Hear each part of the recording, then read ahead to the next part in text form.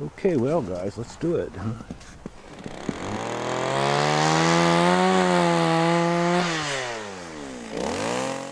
I'm Hal Macintosh. I have timber crafts in Pearling, New York.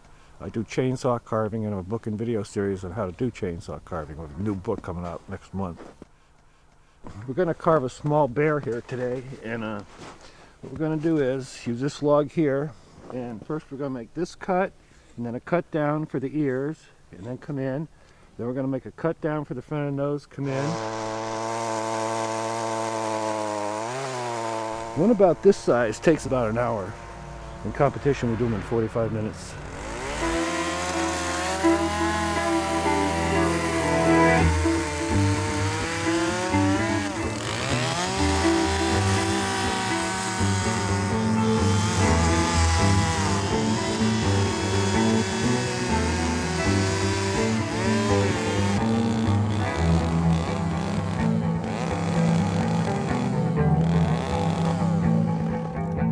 That's it.